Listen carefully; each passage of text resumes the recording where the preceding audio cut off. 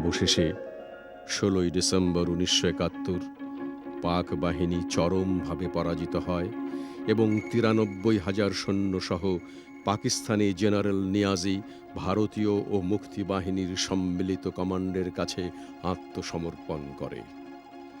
আত্মসমর্পণ অনুষ্ঠানে যৌথ বাহিনীর প্রধান লেফটেন্যান্ট জেনারেল অরোরার সঙ্গে উপস্থিত ছিলেন মুক্তি বাহিনীর উপপ্রধান সেনাপতি air vice marshal A K Khandakar.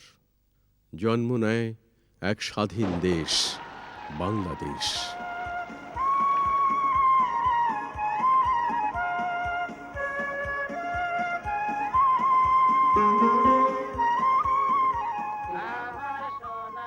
অনেক কষ্ট, অনেক ত্যাগ, অনেক মূল্যের বিনিময়ে অর্জিত এই স্বাধীনতা আমরা যেন কখনোই তাদের না ভুলি, যাদের রক্তের বিনিময়ে আমরা এই বাংলাদেশ পেয়েছি।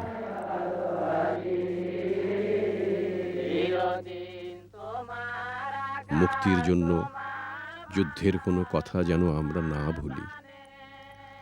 তবেই তো আমরা পারব মুক্তির আদর্শে অনুপ্রাণিত হয়ে শান্তিপূর্ণ ও সহনশীল সমাজ প্রতিষ্ঠা করতে, পারব এমন দেশ গড়তে যেখানে থাকবে সকলের বিকশিত হওয়ার সুযোগ, যেখানে সবার জীবন হয়ে উঠবে মুক্ত ও সুন্দর।